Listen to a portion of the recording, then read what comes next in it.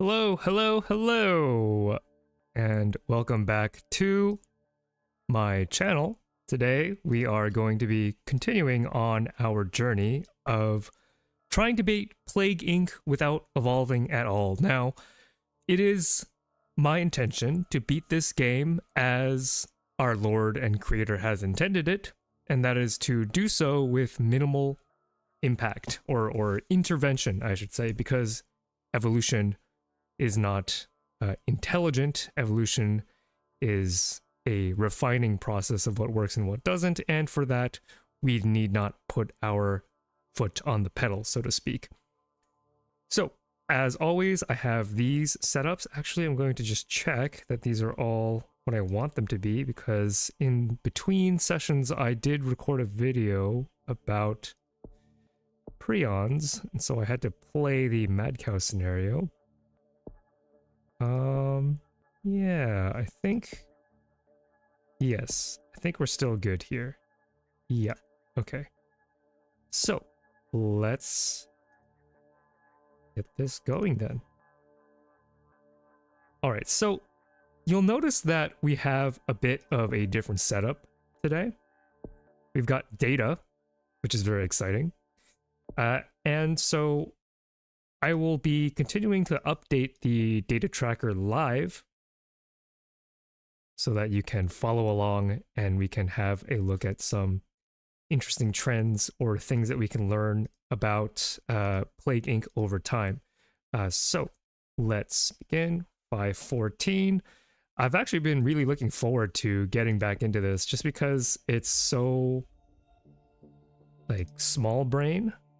Oh, I need to randomize the location. So this time we're starting in Southeast Asia. Great.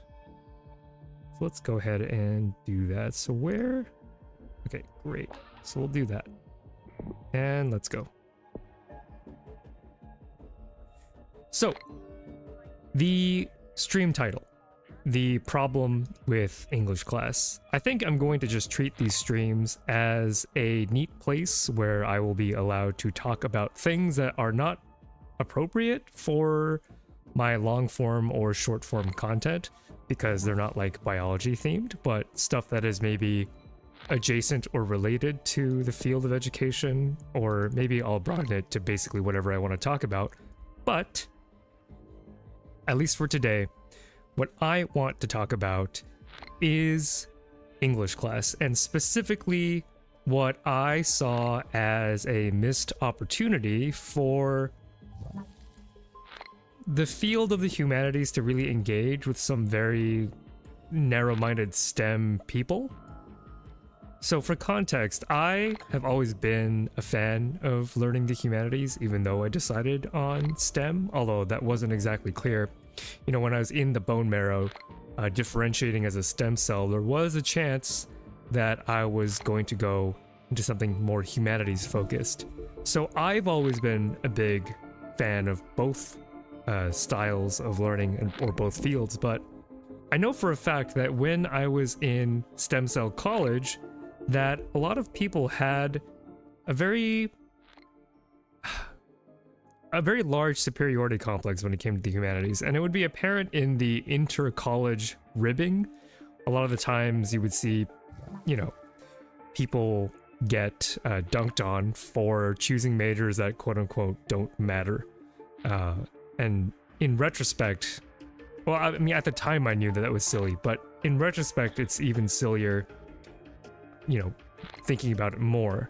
And I think what it stems from is the fact that the utility of the humanities, I felt, was not made entirely clear back in, you know, pre-stem cell college days, right? So what I mean by that is some English teachers, or some teachers in the humanities, I'll just broaden that up, used the idea of broadening your horizons or being a more well-rounded individual as being a selling point for taking the humanities seriously.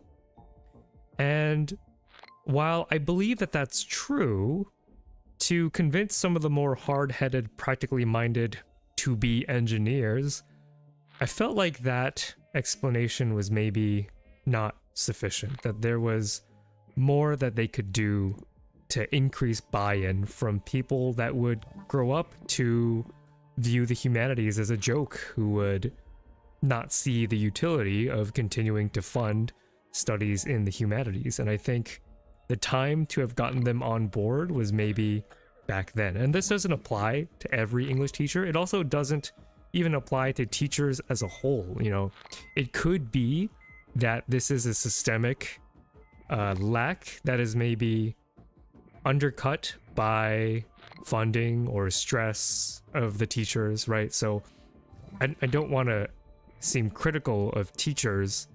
It's maybe a more global lack of reinforcement of certain ideas. So again, I've loved a lot of the English teachers I've had. I think they've done a great job.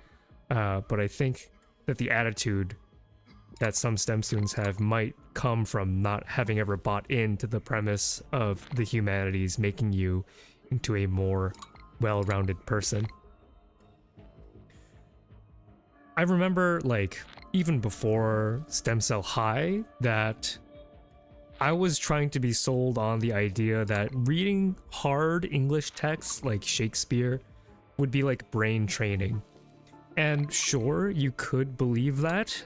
It's certainly not hard to believe, considering how hard you have to work to actually get anything out of those books.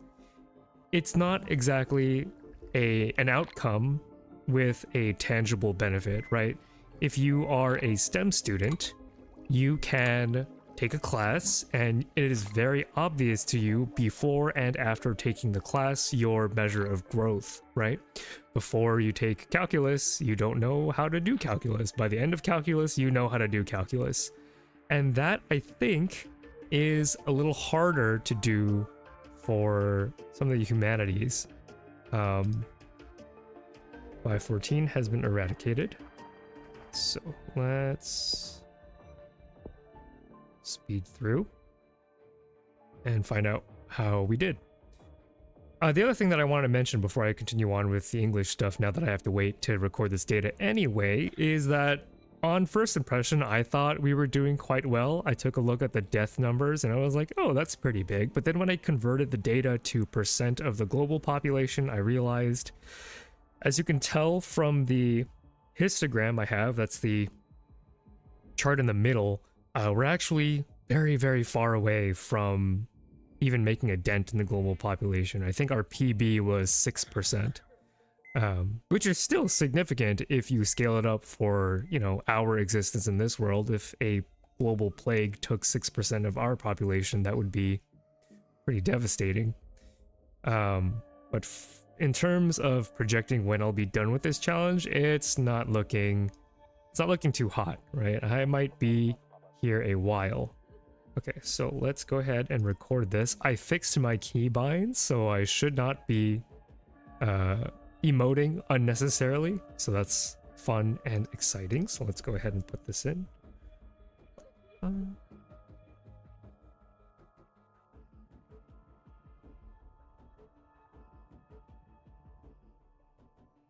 And the graphs should live update, which is very fun. So we'll be able to keep track of how we're doing.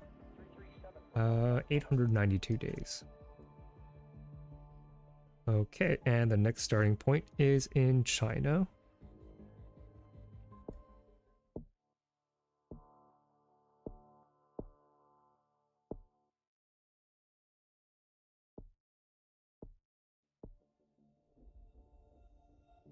And we're off. Okay.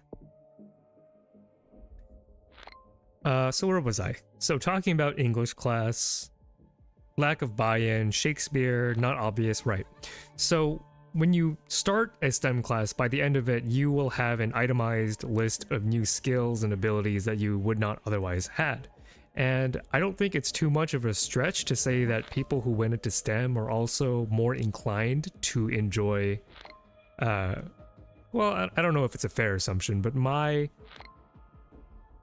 understanding, and it could be one that is biased, but my understanding is that people who went into STEM fields are more inclined to be hardcore gamers, just from my personal experience. And I think for gamers, the relationship between work and reward is very important. So in a class like math, where you start off at a point of ignorance and you finish at a point where you have tangible abilities, that's a lot more obviously rewarding than a literature class where the benefit is not as tangible, right? So the question then becomes, how do you sell someone who is practically minded? Practically is maybe a little condescending to the humanities. Maybe I should word it like tangibly focused. I think that is descriptive, right? So things like engineering often produce tangible physical items and are less about exercises of the mind. So I've been thinking about this, how, you know, in an alternate universe, if I taught English, how I would try to convince these students who would maybe then go off to be condescending D-bags to the humanities, what the buy-in and what the benefit of actually taking your time, appreciating and fully embracing something like a literature or a history class beyond just the enjoyment of the subject, right? Because if you are a student and you know from the age of like 15 that you want to design bridges, it gets very difficult to convince them that, oh, actually reading a book, reading something that is impactful in American literature canon is also worth trying. And so the way that I would do it would be to focus a lot less on the objectivity of the authors that you read. And what do I mean by that? I mean that I think the most common complaint that I've heard just from my friends talking about English class is that of all the classes to get a number graded, English always felt the most cloudy, I guess, beyond the writing classes where you can be graded on things like use of grammar. The grade that you get from writing an essay that is somewhat subjective to begin with never felt like it had real tangible basis, right? It felt like an unfair rubric to have your interpretation of a certain metaphor shot down because it wasn't in line with the authors. And now, before I get called out on, you know, objectivity and subjectivity of books and the usefulness of putting together a good argument and the value and utility of quote-unquote correctly interpreting an author's intention, I just want to say that for this subsection of students that I'm talking about, that stuff is not quite as important. I think for them, because, you know, an author's subjective desire to implement a writing tool in a piece of text is secondary to something that they can tangibly feel or make use of, right? So to an engineering student, it might not be as important to correctly interpret what Fitzgerald was thinking or feeling or thinking about. It's more important maybe to develop a kind of tool that you can use broadly, and that tool might not be for them.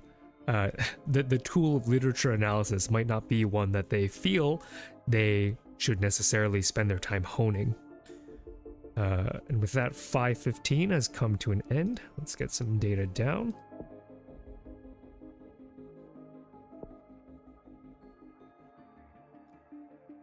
Because while it might be useful to have the literature analysis tool in your toolbox, it's not immediately clear to, I think, a lot of people why that is, right? Like, who cares if you're really good at reading books, you know, if you're someone who wants to build bridges. And I think that the way that I would sell trying to hone these tools has not a lot to do with the author and much more to do with the student. And so again, I'm sure I'm not the only one to have said this. I don't want to make it seem like this is some revolutionary thing that the STEM guy like is telling English teachers to do. Like, I'm sure English teachers do this. It's just been my subjective experience that the people that are most hard-headed about things like literature class are not going to get, and that is to focus on conveying that there is not really a right or wrong answer when it comes to interpreting a certain metaphor or an author's intention. But what is more important is that you formed an opinion. I think that for an engineer, you could convince them is important, because forming an opinion, even on something as, you know, if they don't want to believe that reading Shakespeare is important, that's okay. You know, if you don't care what Shakespeare was thinking, that's totally fine in this system, right? It doesn't matter what Shakespeare wanted you to experience. What matters is what you actually experienced, and what matters is that you had an opinion, which is actually something that is not common in a lot of STEM classes, at least for a long time. Okay, then our next starting point is in the USA.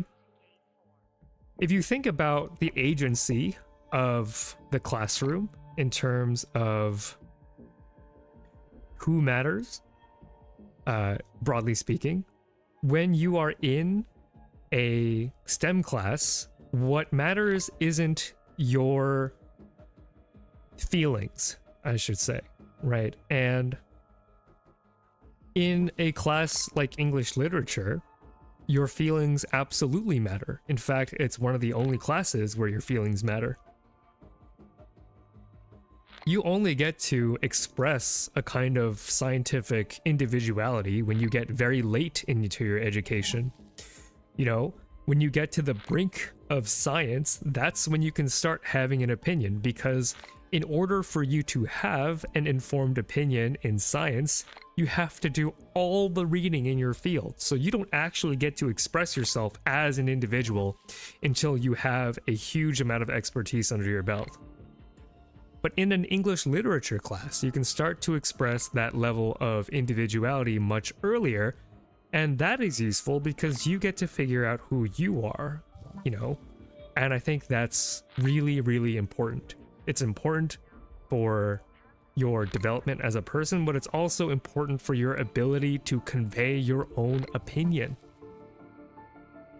And something like expressing an opinion about a book is a pretty low stakes way to have that happen, right? Because if you think about what people have opinions about that could potentially be observed in an academic setting, you have things like politics and philosophy, which can get quite hairy and unpleasant to discuss. Not to say that everything you discuss in English class is also pleasant, but it's a lot less charged, I would say, to describe and to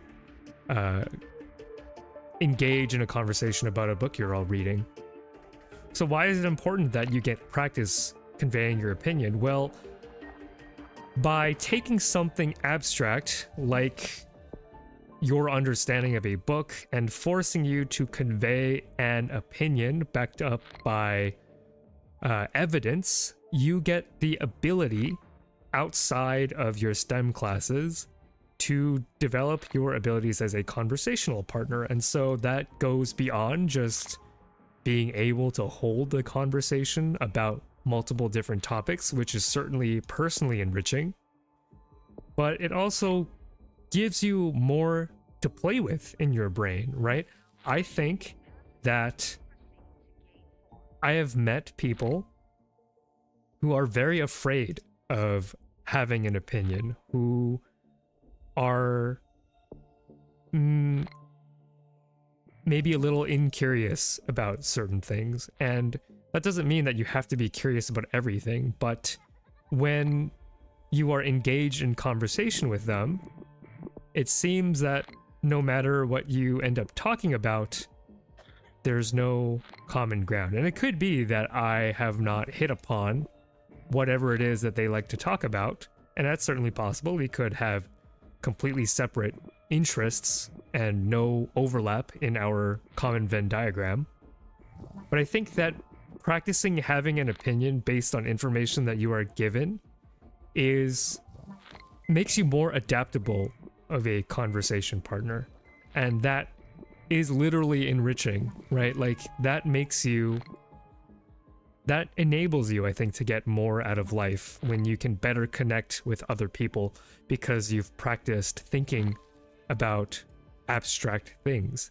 You know, it's different than sharing an interest in something highly technical, because to have a technical conversation, you have to have a lot of background in that thing, right? Like I am not going to be able to hold a conversation with someone who is talking about innovations in mechanical engineering of automobiles, right? Like that is not going to be an interesting conversation for them unless I have practiced forming an opinion enough to form opinions on the fly as they are describing their expertise to me. So while I might not be able to contribute much in the way of educating an expert in automobile engineering, if you are practiced in forming opinions about things that you are not familiar with, you might at least be able to engage with that person. I think that makes, of all the things to compare to the red pill, being an interesting conversation partner certainly doesn't hurt, I think. Although I think I might be one of the last people you want to take dating advice from. It's just my opinion. So that run, I wasn't super paying attention to it, but it looked pretty good, except we did not manage to get into Canada at all, I think, which is quite interesting. Our score is a bit higher than our previous runs, and it did take a bit longer to get eradicated, so I'm kind of curious as to what actually happened in this run.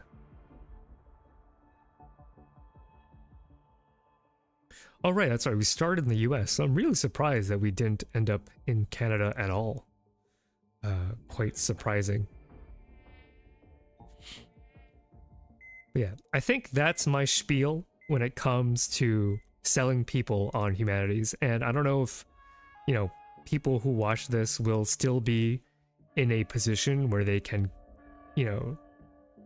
act on a desire to earnestly engage with the humanities, but there you go.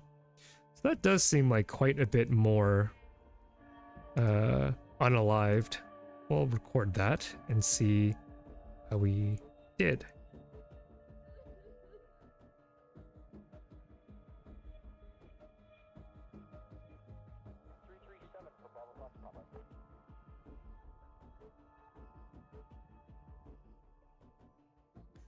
.6%. That might actually be a new PB, which is fun. Yes, I think that is a new PB. All right. Yeah, and then in the live updated graphs, you can see that we shot straight up. So let's applaud ourselves for reaching new heights. Very exciting. Okay, 517. Where are we dropping in? We are dropping in Mexico. All right.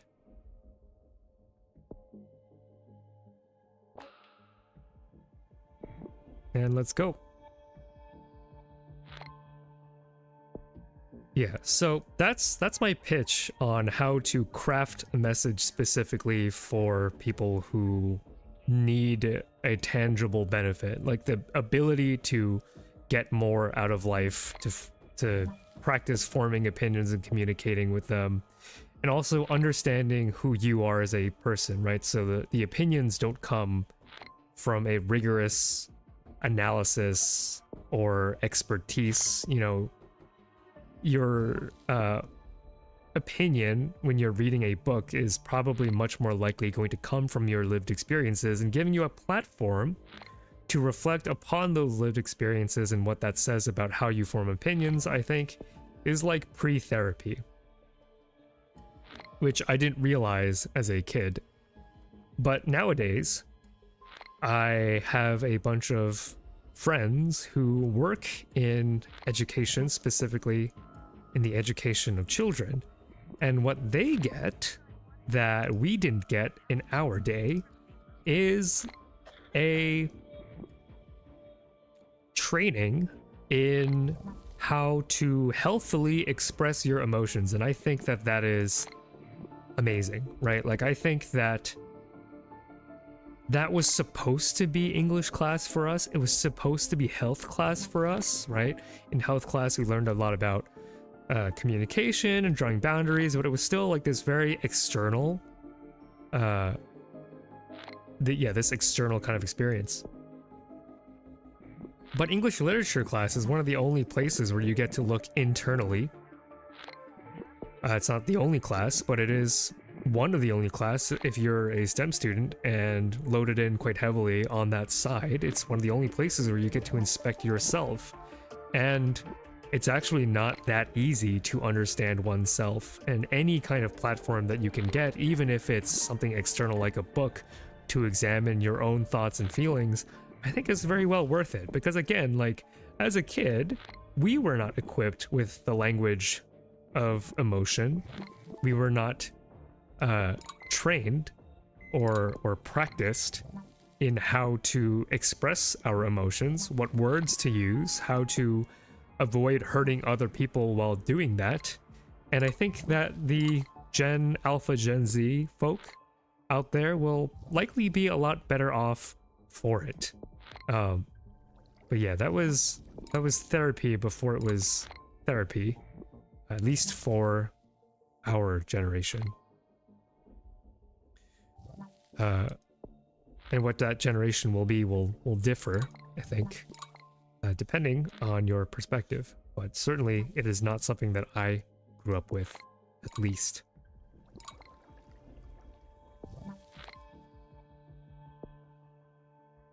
So, in addition to wanting to talk a little bit about English class, I wanted to share a few stories about my lived experience of school. That cure got distributed super fast. This might be a new low, actually. Yeah, we're like an order of magnitude off from our previous run, and we got eliminated very, very quick. 664, huh?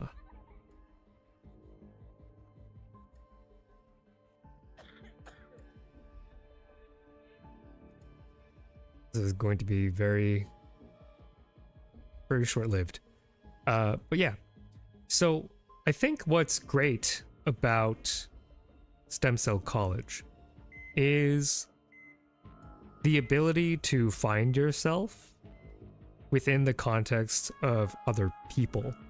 And so while you can get quite close to people you meet in high school, the amount of contact that you get with people in college, I think, is on a whole nother level. And there isn't that separation of time that allows you to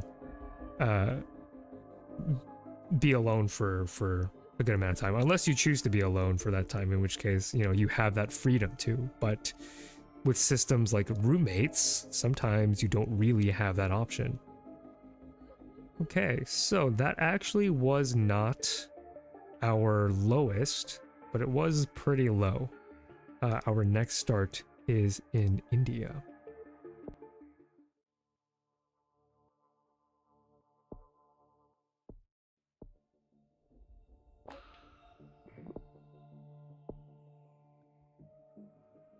Yeah, so you get to spend a lot of time with people, and that is informative, and you get to learn a lot about who people are over a long period of time, which I think is interesting. But you also get to see much more of how one might... how should I say this? I think that if you have grown up with the people that you have been with for all your life, like if you went to the same school district or if you haven't moved around a lot, it can be kind of, you might get lulled into a sense of security that you know generally how people are, because you all grew up with one another. The communities are quite small and have a lot of intra-connectivity, right? There's the common trope of going to college really opens your eyes. You get to meet a whole bunch of different people from all sorts of different backgrounds. And, even I, who grew up in a relatively connected, diverse cell network, it still amazed me just at the diversity in the ways that other people grew up. And I thought that because the place that I grew up with had such a high reputation for diversity, that I was not going to learn anything, or that I was not going to be shocked by what I learned, I think is the case. So I want to talk about a couple of people that I still occasionally think about, all these years having been differentiated. Years, I mean days, I don't live that long. All these days of being differentiated, I still think of certain people, and I continue to think about them because their behavior when I was with them was so striking that I can't help but not think about them. So I remember that I knew somebody and we were in the same dorm room, and they sounded quite distraught on the phone.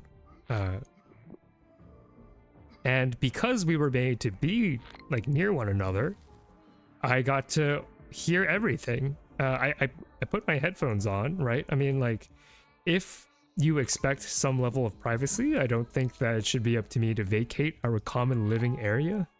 If you need to take a private call, there are places to do that, so I don't feel bad for eavesdropping at all on this. But what I had heard in this conversation was that they were upset over a grade that they had just gotten. A grade that sent them into near hysterics. And they had played this conversation out loud, as in on speakerphone. So I got to hear both sides, which I know is kind of, it's a little, in retrospect, now that I think about it, knowing that they had played it on speaker, I probably should have vacated the area just out of respect for the other person on the line, because I don't know if they knew I was eavesdropping. So that potentially, I don't think I was in the wrong, but I do think I could have been kinder. I think I could have acted in a more kind way. And so this person is in hysterics about their grade. And I'm thinking to myself, oh, it must have been terrible. College is a place where if you were brilliant in high school, it might not be reflected in this new environment. And so I'm thinking that this person just bombed, right? But they didn't. They got something like an 86 in a very challenging engineering course, and they were breaking down. And to some degree, I understand this, right? I grew up with a lot of people that would be similarly in tatters if they had gotten anything less than perfect. And it makes you really speculate on how certain people were raised, right? Because I grew up with a little bit of that. I am not a stranger to, let's say, perfectionism that stems from a certain type of parenting, right? So it's not, so like, I get it. Like an 86 for some people, even if it's a very challenging class, can feel like the end of the world. And I had no reason to doubt that that was the case. However, what caused me to shift in terms of my perspective on how genuine this outpouring of emotion on the phone was what the conversation partner had responded with, and what they had said in an act of empathy and kindness had revealed their own grade. So they let the person that I was with know the grade that they had gotten, and it was, I'm not going to say it, but it was pretty low. It was a lot lower than an 86. In fact, that grade would be counted as a failure. It was very low. And the person did this out of the goodness of their heart to try to, you know, give this person a one-up, you know, a volley of some kind, right? And it didn't change anything. In fact, it seemed like the person had doubled down on their breakdown, pretty much. Like, I don't remember exactly the words that they used, but essentially the meaning or the feeling behind it was that they were not supposed to get this grade, that there was something inherent about them that made 86 an undesirable or incomprehensible grade to get, which is so arrogant, right? Like, again, I think it's fine to complain about a grade that you didn't expect to get, you know, especially if you think you deserved it, given how hard you worked for it. But if one of your friends comes up and says, oh, you know, I'm sorry, I got a so-and-so, to like double down and assert that you are somehow better than them, when in reality you were all accepted in the same school, right? Like, sure, you could argue that within universities there is some variance, and there definitely is, but you could also argue that you all ended up in the same place. So even though there might be variance, it might not be as much variance as it, you know. I don't think if you're in the same university that you tested all into, had like the same level of rigor in your academics before university, I don't think you get to like make that delineation. Like, I should not have gotten that low of a grade. Why? You know, you were all accepted into the same place. Like, what makes you better than your neighbor? And like, thinking about it, I wouldn't even really know if my friend had been like, oh, you know, I got a 60 or whatever, to try to cheer me up, how I would even respond, because there's like no good way. Like, the thing is that I think that this social interaction was failed from the very beginning, right? Oh, I just noticed. So I just jumped in and listened to a bit of what you were talking about with English classes, and I think I agree with most of your sentiment. Yeah, thanks. So I noticed that you said the word most. Is there something about my discussion on English classes that you don't agree with, which I think would be an interesting difference, right? I can get back to talking about English class if that's where conversation leads us. Where was I? Yeah, if, like, you should just, like, not talk about grades, I think. You know, as a student with your peers, you should just not do it. Unless you're all complaining that you all got equally screwed, it just puts some people at an inherent, lopsidedness, right? Like, if you complain about a grade and your friend ends up getting a grade lower than yours, that's just awkward for everybody. So, like, don't talk about it. Yeah. You know, or be vague. Be vague. Maybe that's my advice. If you want to complain about your grades, just be vague about it. What's legitimate, what's valid, is that if you worked really hard and you didn't get the grade that you thought you should, that's like, that feeling is valid. I'm not saying that you're right. You know, I am a university teacher, and I understand that sometimes complaints you know, I have an interpretation where I don't think that the grade was unfair, right? But the feeling that you worked really hard and then didn't get what you want, that feeling is valid. I think too often there is a feeling of trying to correctly interpret a work, but I don't think that matters because interpretation is subjective. I think that times the author only matters to a point. Yeah, I absolutely agree.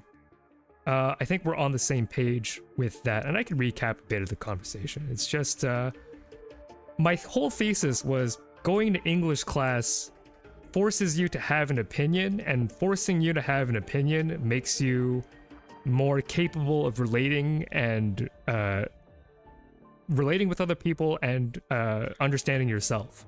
That I think is the main utility for English class for an engineer, right? Because my whole thing was like, if you're trying to convince someone who wants to build bridges to pay attention in English class, you gotta give them something tangible. And what's tangible about English class is that you get a better understanding of who you are as a person and how to better communicate opinions on things that you might not have had an opinion before. Thank you for asking how I'm doing. I'm doing great. I am actually taking a break from editing a video about DNA addiction and bacteria, and the thing about the content that I make is that I'm like not a great editor. It takes me a long time to put these videos together, and sometimes it can be just kind of nice to put up some content that I don't have to futz with Photoshop for. So this is also going to be another low roll, which is surprising because we started in China, and I think our China starts have been quite good. Yeah, that's pretty low, let's say.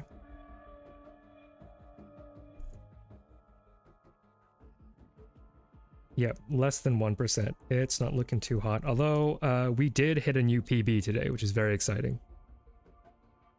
Okay, let's go ahead and go to East Africa.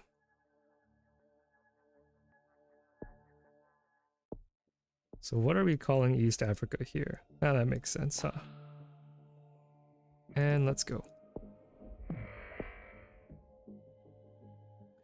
Yeah, so thinking about that person, I went to, oh, developing good rhetoric. Thank you for mentioning that. Yeah, yes, I agree. With that, I think another benefit is developing good rhetoric. Yes, so I actually minored in rhetoric, and I found it to be one of the most beautiful classes I could have taken. To understand how to compose language in a way that has a desired effect is useful, and as a STEM person, it has benefits, right? Ultimately, some people in STEM don't want to admit that the humanities can have any benefit for STEM, but in actuality, learning how to efficiently and effectively write and compose your thoughts is a part of science, right? You don't actually get to be a world-class scientist just based on your work alone. You have to convince people that you are right. And rhetoric was a great class for learning how other people convince other people of what they want, basically. I loved that class. It was awesome. I remember in rhetoric class analyzing the speeches of Abraham Lincoln, and I know Abraham Lincoln had a movie. I didn't watch it. I hope it was as good as Oppenheimer. I will watch it one day. But like learning about Abraham Lincoln, his context, right? Putting together or trying to stitch America back together was not like an easy thing to do, right? And he had to convince both the South and the North to work together again. It was a terrible tragedy, the Civil War, right? But having the foresight to word his speeches in exactly the way that they were, to not wound the pride of the South, to get them to be open to the idea of working with the North again, even though they were losers in that fight, was pretty incredible, I think. Yeah. A lot of the time they are looking at tangible results without the importance of the ability to convey importance. Yes, exactly. I find that the more you head towards like the mathier fields, at least this is my personal experience, that so you know, when I was in STEM grad school, I was in the neuroscience department, and our neuroscience department was pretty much it was like 90% computer scientists and 10% biologists. There were a lot of like theoretical modeling going on at school. And so what I had found is that even though like, I mean, it shouldn't have been surprising, but they did not really make the effort to convey basic information to people that were not as familiar with modeling. And what that does is that it shuts off an avenue of collaboration, right? Because if you want to do something in an actual animal, then you know, it would be nice to have a biologist on your team, but if you don't make the effort to try to communicate to a broader audience, then you've shut down an avenue of collaboration, and I think that is wrong. I will be right back. Yep.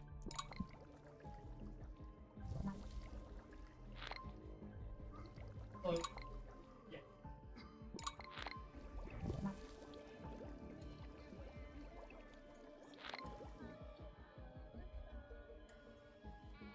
All right, I am back. Okay, so your wording is strange because you should be working. That's cool with me, man. You could argue that this is an educational stream, and therefore you are doing some sort of work. Okay, so I'm actually at the end of what we rolled for new locations, so I'm gonna have to get a couple of more starts here. So that's going to take me a little bit of time, so good to just let that run. So the start seed for this one is 55576. 55576, that's going to be China. Great.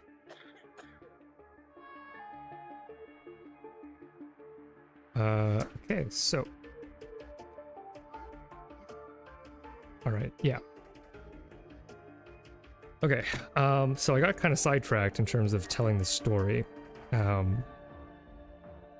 before I got into geeking about rhetoric, which is great. I absolutely love learning about how people compose their arguments. Let's get the number down.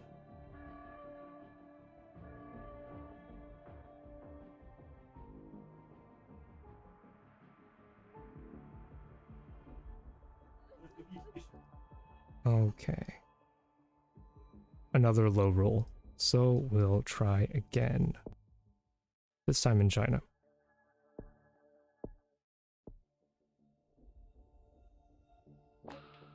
Yeah. So, university is a place where you can experience a whole bunch of people. You get to see them maybe in an environment where the expectation of privacy is much lower.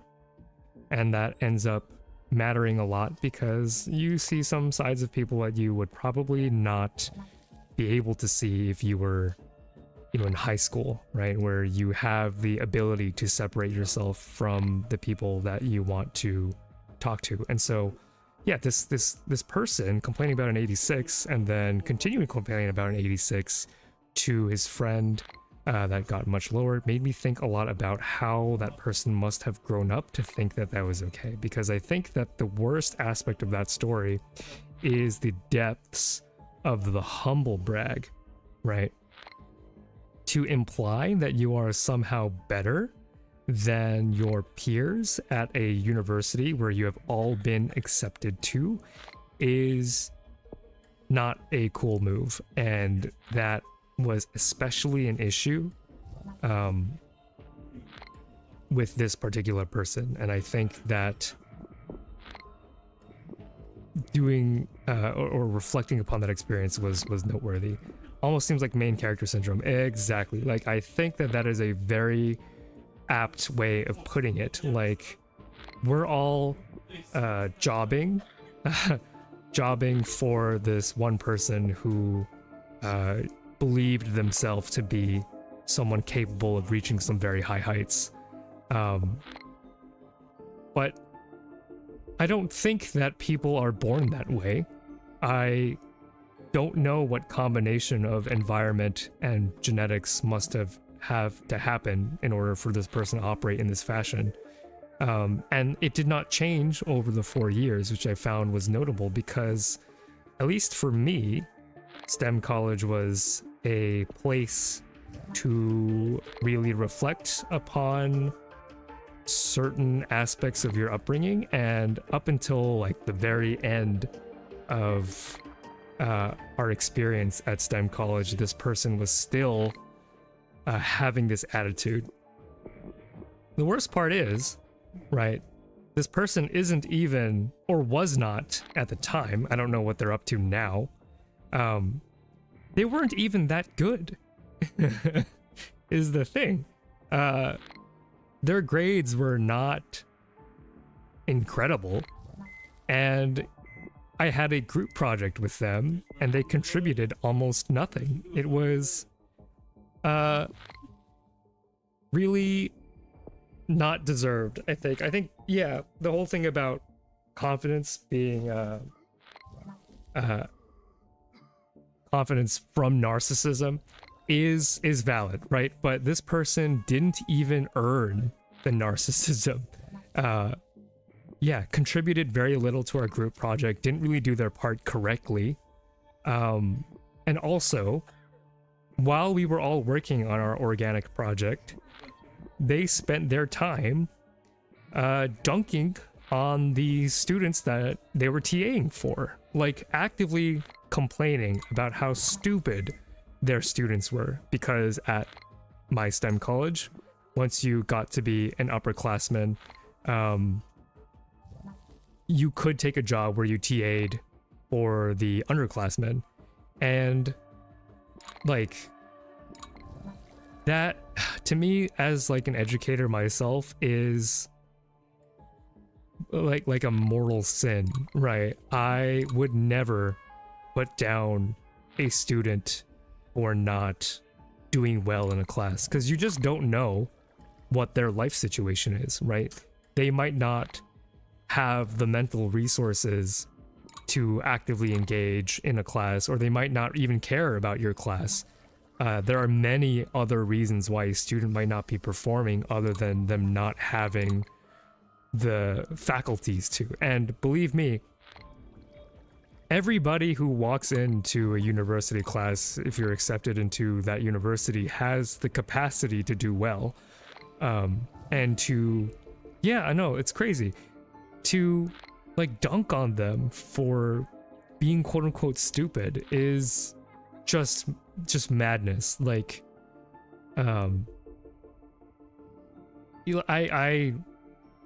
you know, to tie it back to English class, I don't know of a good book for that person to read to maybe really reflect upon how their actions come off across, but yeah, doesn't look good, right? Like the so like, yeah, I mean, yeah, it really gets me steamed, right? You should never put down a student for not doing well. It just makes no sense. You can put down a student, I think, for not following directions or not being responsible with their interactions, because that they have agency over, but like their capacity to do well is maybe not quite as much in their own hands. That is something that really bothers you. You want students to have a confident place to learn. It's an absolute sin to treat students like they are dumb, because then they don't want to learn. Exactly. Driving students away is the last thing a teacher should do. Yeah, like I think that this person was not really in it for the joy or the oh, I forgot to get the data for that. Dang. Clicked too quickly. I'll watch the VOD and get the data from that. Yeah, that's just gonna be blank for now then. Yeah. So I think the person was in it just so that they could be in that position, right? The position of being elevated over a student. Because being a TA automatically puts you at that higher tier where you are the keeper of knowledge. And being the keeper of knowledge means that you are quote unquote better than they are, which, like, is such the wrong reason to want to go into teaching. It's very silly. And I'll, like, be completely honest. I've had students that I believe are smarter than I am, for sure, especially at the institution that I teach at. It is almost like I learned very quickly the capacity, the potential for these students to exceed my capabilities. And so you should never assume that you are above any student, because you're not like the you just should never just assume you are better than people. I think that's not a hard thing to assume, but for some reason to this person it was such a hard concept to grasp, I would say. Yeah.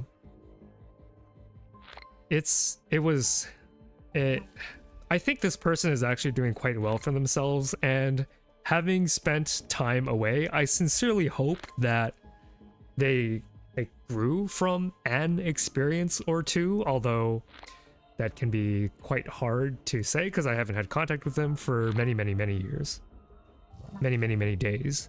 But I hope that they have come around to not thinking that they are the best person in the room, because that attitude, and it's an attitude that everybody picked up upon really quickly, except for me. I was naive enough to not pick up on those vibes. I think the Zoomers nowadays call that an ick, right?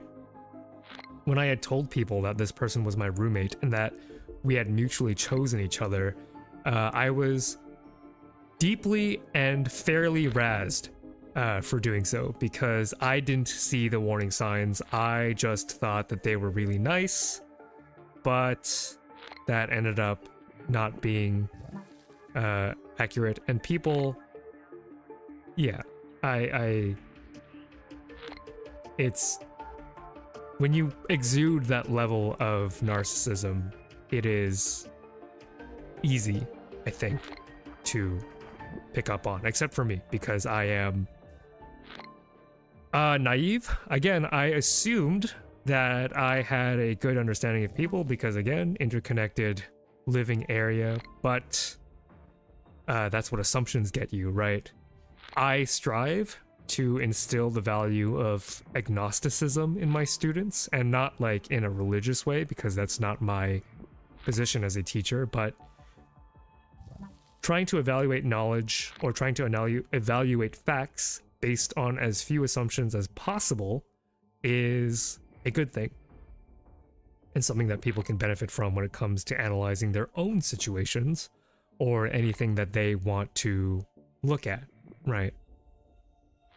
And the thing about assumptions, yeah, you know, it makes an ass out of you and me, but it's really difficult to have the level of self-awareness to make sure that you are looking at things objectively. And it's something that I think gets overlooked by quite a bit when it comes to education, right? So again, the theme of today is overconfident STEM students. And one of the things that I think is really tough for people to acknowledge is that just because you are trained in all of these quote-unquote objective sciences, that does not necessarily make you an objective person. Because humans did not evolve to be logic machines, humans evolved to be rational machines. And so what distinguishes a logical being from a rational being? So from my perspective, a logical being acts like a computer or a calculator, right? There is a set of inputs and you always get a set of outputs. These things map one to one. There is a logic, it is solid. You always will react in exactly the same way when you are given the same information. And humans are not that. Humans are rational. And what that means is that humans will take in a whole bunch of information and assign each piece of information a certain weight of importance based on previous experiences and memories and thoughts and feelings and background and even your exact emotional state upon learning that information. And then through a black box of biological machine learning, you get an output. That output isn't always the same depending on when you run the algorithm, and therefore you can't really say that people are logical. But they are rational, right? There are reasons why people act. Whether or not those reasons are good reasons, that's up to people's subjective takes. And people will disagree on what counts as a rational or an irrational thought. Although, if we get too deep into the difference between rational and irrational, we get much more into psychology and psychiatry, which I am not equipped to do. But the point is that there is a certain level of overconfidence when it comes to operating in day-to-day life by people who have a rigorous STEM education, because I think they believe themselves to be more rational or logical than other people. And while that might come into play with certain decision making, like, for example, whether or not to trust science, which I believe is a rational take, it's not. It just isn't. You can be duped because everybody has a weak point in their armor, in their mental armor. And I'll be the first to admit, I don't think I'm ready to talk about what my mental weak point was, but even people with very vigorous, very good education have these weak points where their understanding of logic and rationality can break down. And I think it just pays to be aware. To be ready to admit that you are wrong is a valuable skill in science. So it's not even unscientific to be ready to be wrong. It just doesn't feel good to admit that. So I think we hit a new PB. Let me make sure I enter the data correctly. Oh yeah. Yeah, 1 billion. That's cause for celebration. Let's freaking go. That PB is way higher than that median now. That is so fun to see. Let's keep it going. I have more things to rant about with regards to perceived rationality of human beings, but before we do that, I need to roll a new start location. So, my raw data 1245 1245.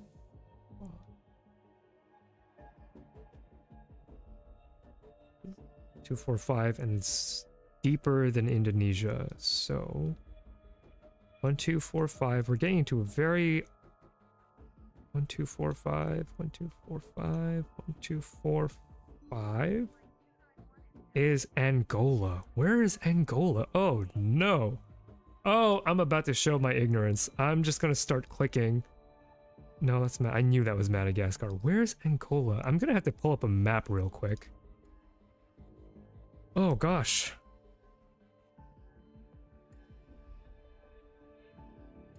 Angola. West, Central, South Africa. Gotcha. Okay, so it's like around here. Gotcha. All right, let's go. I did not do very well in geography, admittedly.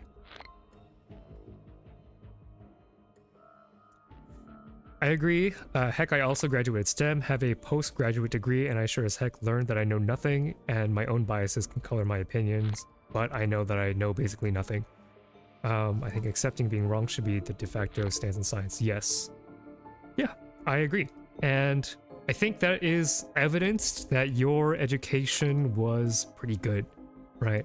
I think that is the correct thing to take away. There's also, I forget what the theory is called, the whatever, like the deeper you get, the more you realize what you don't know. I think the more, yeah, I don't remember what that effect is called, but the idea that there is this spot of light around human or illuminating human knowledge, and the closer you get to the circumference of that bright light, the larger you see the circumference of what is not known to be, and so the deeper you get, the more you realize you don't know anything. And I think that is fair.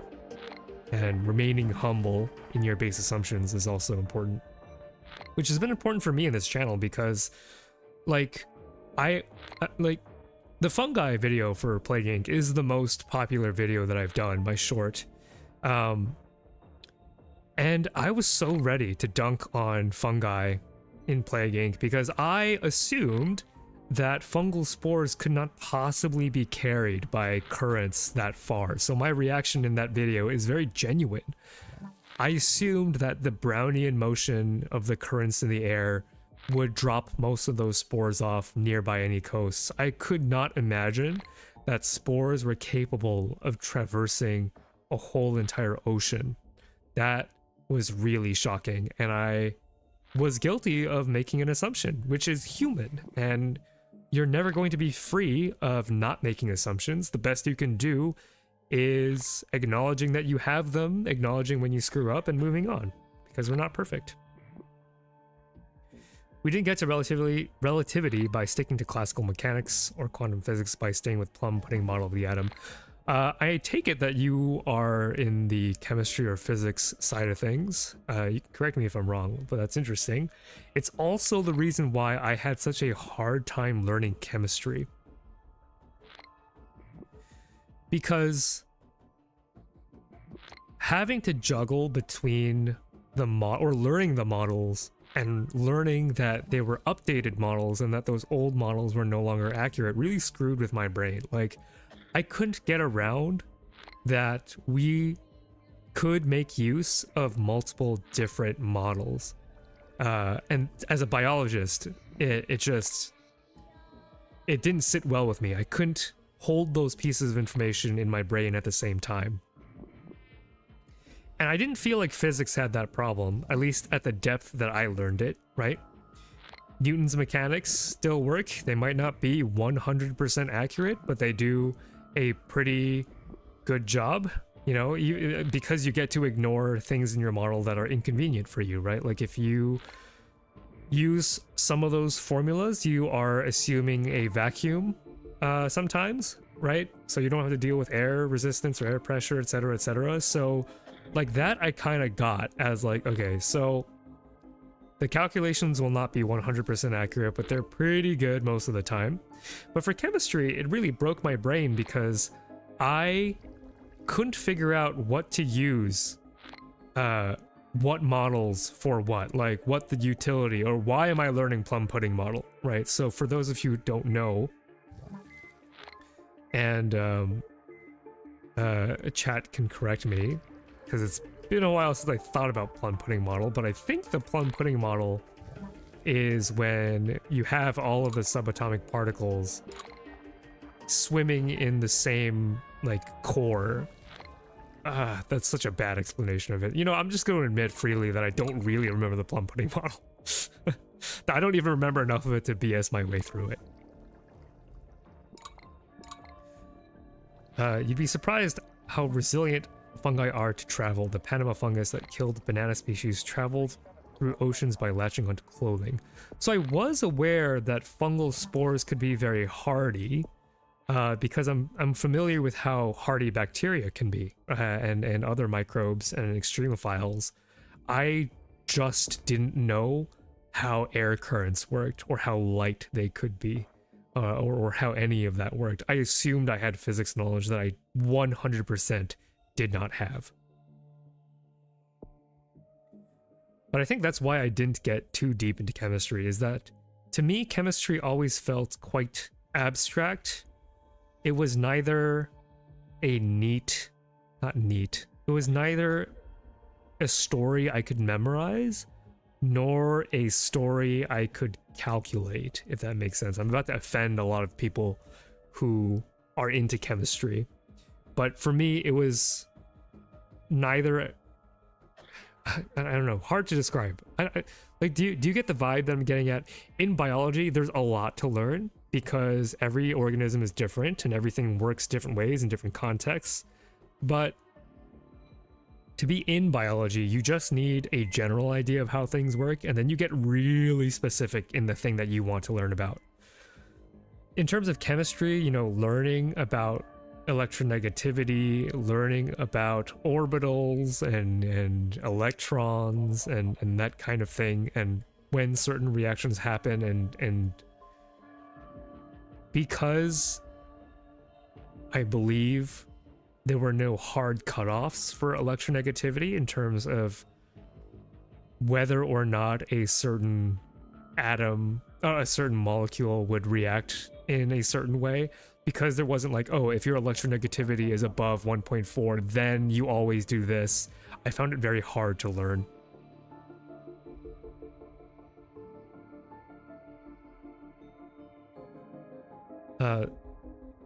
So historical models are a way to understand how we get to current models. I think I do understand that to a certain extent now as a differentiated cell. But back then, I was still trying to figure out why it was important for me to know that. Whereas outdated models in biology, I feel like they don't really get talked about as much, not as much of a focus of biology education, right? Early models of evolution, the only one you learn about, in like any deep detail, at least when I was learning biology, is the Lamarckian model. And I think that's just so that people can dunk on Lamarck. So for those of you who don't know, Lamarck was a very accomplished biologist, or, you know, he's from an era where biology as a state wasn't really a thing. It was more like zoology, evolution, paleontology. Modern biology wasn't really a thing, and Lamarck had some really good ideas about how evolution worked. He had a two-factor model that was really cool. It didn't turn out to be accurate, but it turned out to be, you know, sniffing around some level of truth. But what killed Lamarck in the eyes of history was the supposition that adaptations in an animal were heritable. Like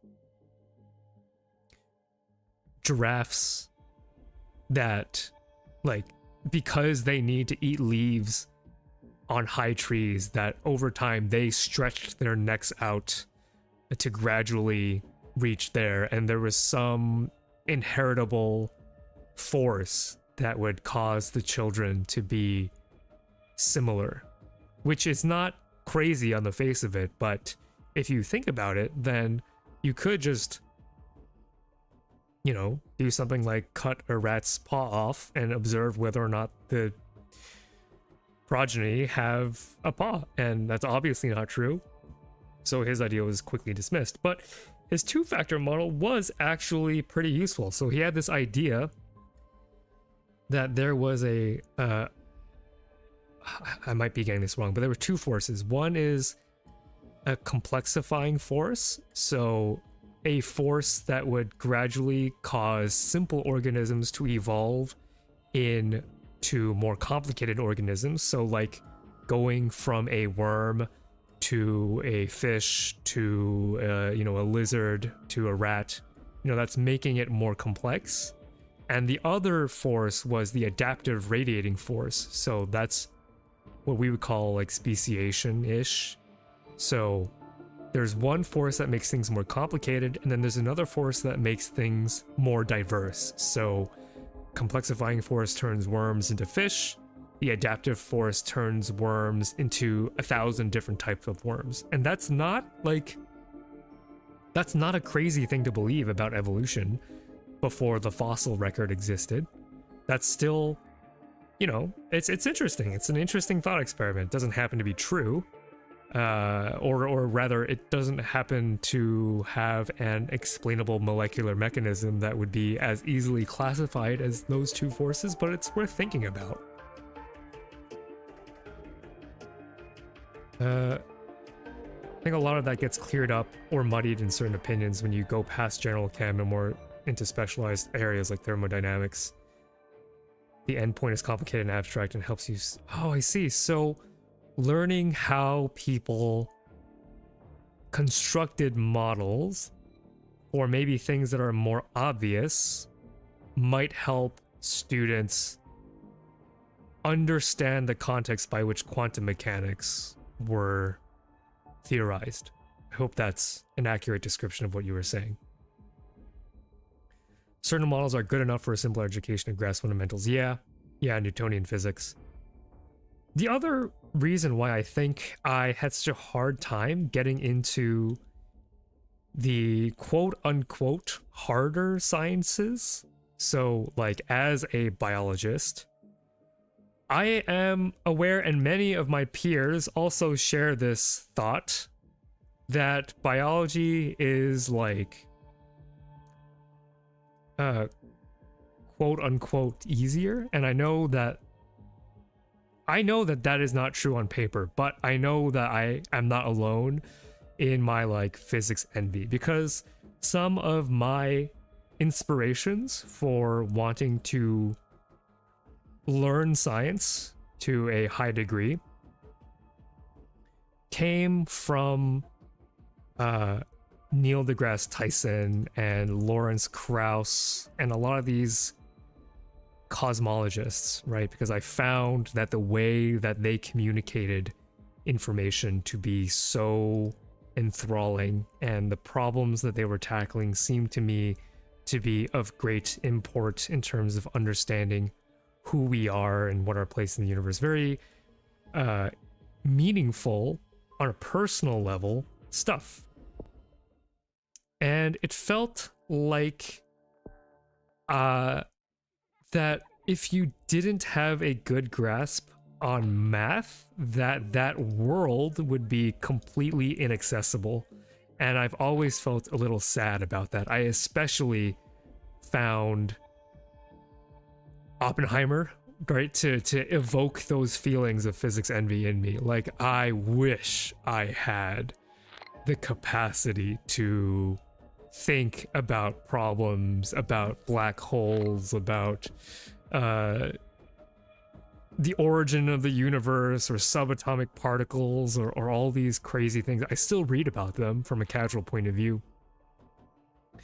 But I'm a little sad that unless I put in a lot of effort into understanding math, that there is just going to be this barrier where I will not be able to fully grasp that kind of thing. I'm glad that you did not take the work of biologists for granted. I think that while I do have a theoretical jealousy for physics, I think that my field is equally meaningful and beautiful and important. It's just, I wish I had like two brains, and I wish that other brain was good at math and physics and chemistry so that I could figure out what people are talking about when they talk about things like dark matter, when they talk about things like subatomic particles, when they talk about things like virtual particles. To me, that universe of things that are so fuzzy at the brink of existence, to me that stuff is so interesting. But without a mathematical understanding, I fear that there's like a hard stop where I'm not going to get any deeper. Whereas I think for most people, the beauty of biology is much more readily accessible. Physicists are solving grand problems, but biologists are solving problems that are more applicable to people in the here and now. I definitely agree with that. I think that even though there's a bunch of doom and gloom when it comes to students not wanting to do biology because they are under the perception that biology is not lucrative.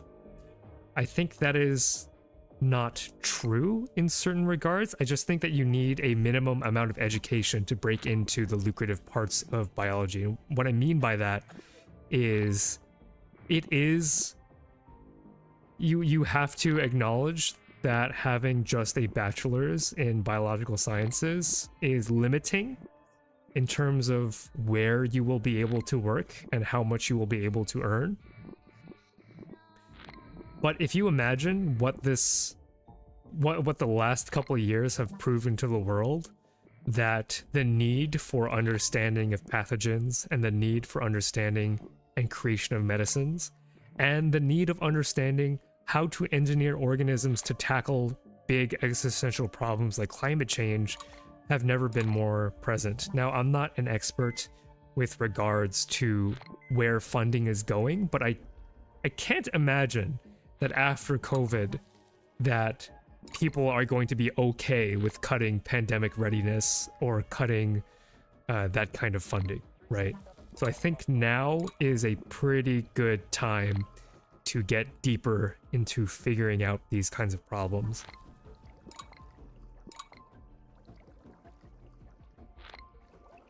Hello. So there's that perception. At least when I was an undergrad, it was a super hot field, especially in the genomics and ontological fields.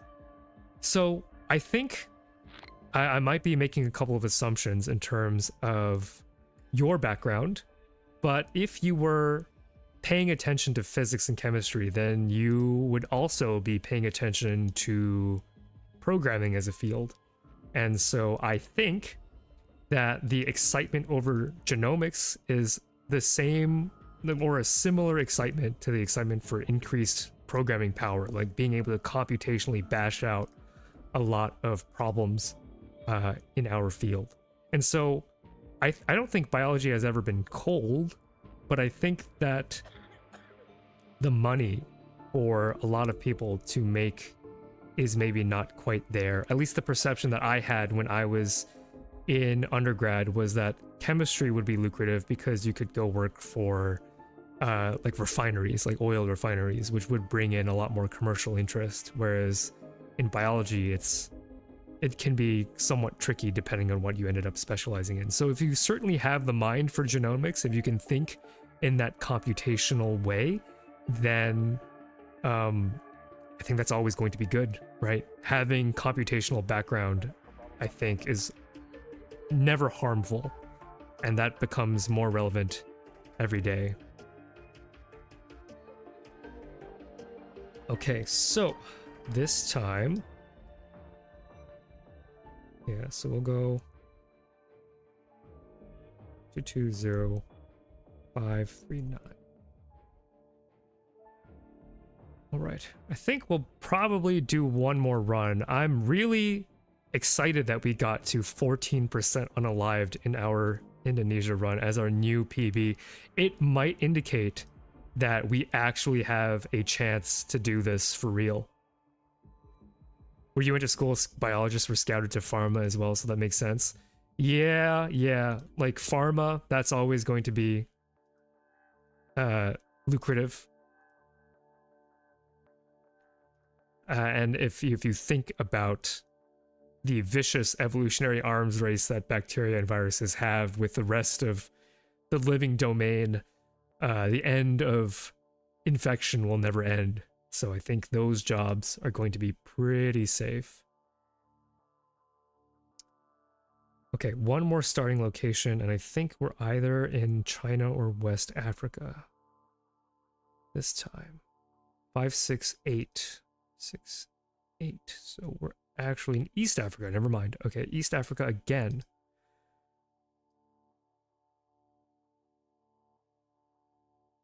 Okay.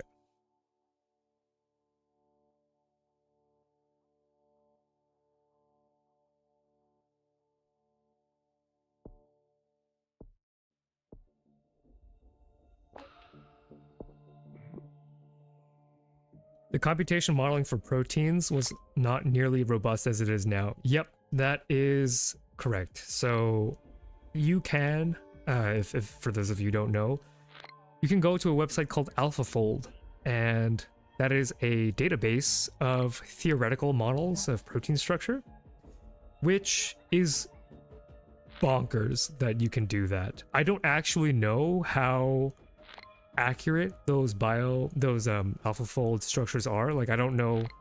I guess that's maybe a good video topic one day, like how far or how close AlphaFold actually models X-ray crystallography in terms of figuring out what proteins actually look like. But that stuff is incredible. Like, if you have a computational background, you will be well equipped, I think, to do a lot, not just in the field of biology. So, where was I? So we talked a lot about STEM students and their, not all of them, obviously, but the perception that they have that they are superior to humanities. Oh, yeah, this is one more point that I wanted to make before I abandon this topic, is the appreciation for how difficult the humanities is. And that sounds maybe crazy to some people in STEM. Objectively, I think that STEM classes are harder, right? That's, I think, not controversial. The average grade of the humanities student, likely a lot higher than the average engineering student. Can't take that away.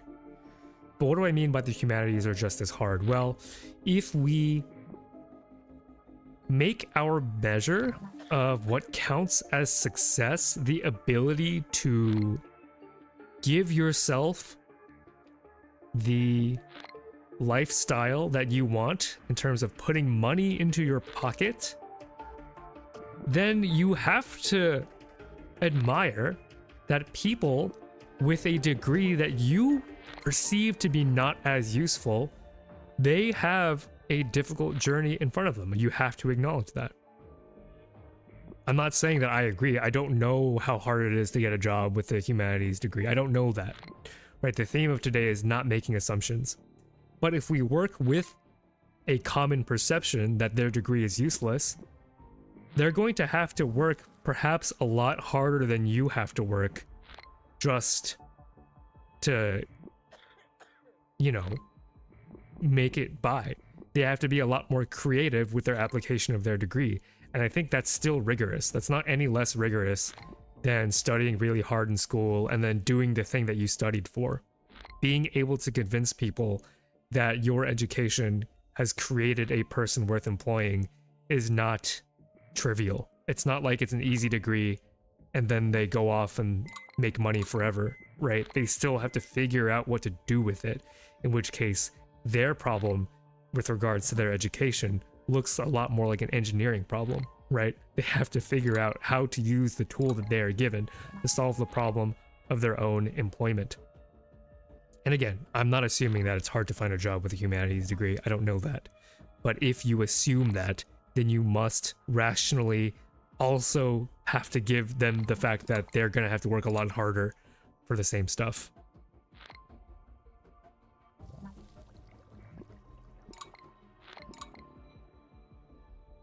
When you were doing undergrad research, you were given an antibody stain that was computationally developed and was performed way worse than the ones that you were cultivating. Yeah.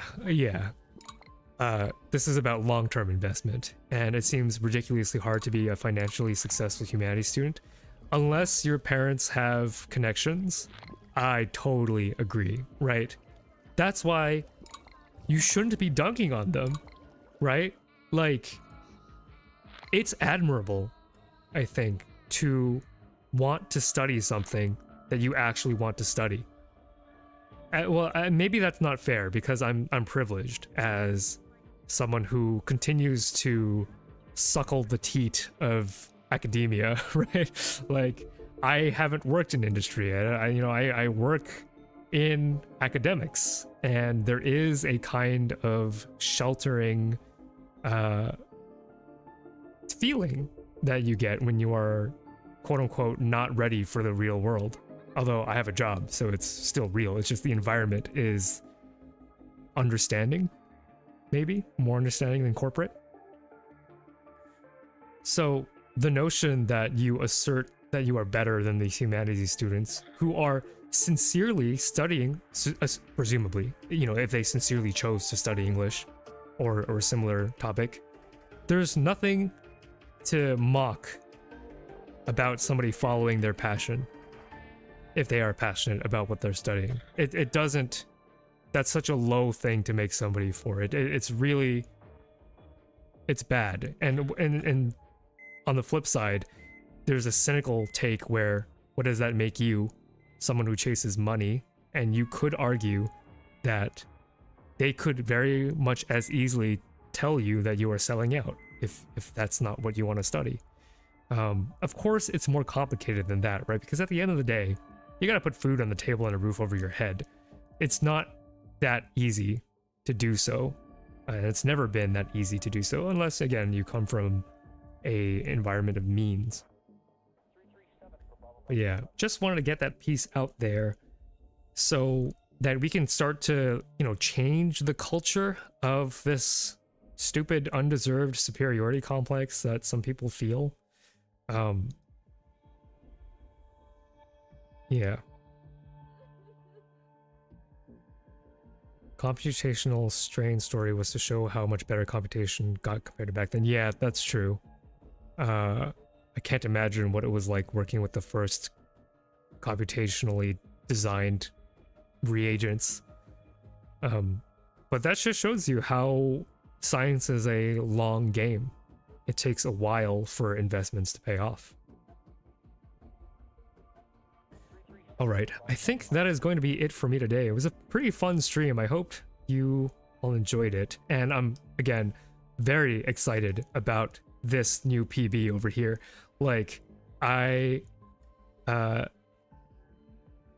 might not even show on the histogram because it might be too far to the right. But it's looking pretty good. And if we look at the data that we've collected so far, in terms of the distribution of the histogram, let's see if I can make this bigger and we can look at this histogram together. And once we do that, I'll end the stream. So a histogram is a plot of data that plots frequency on one axis and bins on the other axis. So this basically tells you the distribution of your data. So the most common distribution that people may have heard of is the bell curve, which is something that shows up a lot in data, and it basically looks like this. I'm guessing you can't actually see my cursor over OBS, so I'll do it in the Plague Inc. So, right, a bell curve kind of looks like this, right? And we've seen that. And that tells you a little bit about something about the nature of the data that you're working with. So if we look at our data for our challenge so far, we can see that most of our data is in this first bin, which means our data is tailed. And so we're already seeing that this is not a normal or bell curve, that this has a heavy slant towards failure. So it looks like that the majority of runs burn out very quickly, that it's actually quite difficult. You know, we're past 15 runs where we've not even unalived 3% of the global population. But maybe, and this is something that I'm hypothesizing once we get more data, maybe once a virus mutates past a certain threshold, it gets a lot easier to cause massive damage. And we don't have enough data for that yet, but it is something that I am wondering about, if there is this threshold effect or if we'll continue to see this tailed distribution. But you'll just have to find that out with me next time I stream. So with that being said, thank you all for tuning in. Hoped you have a good time, and I wish you a good rest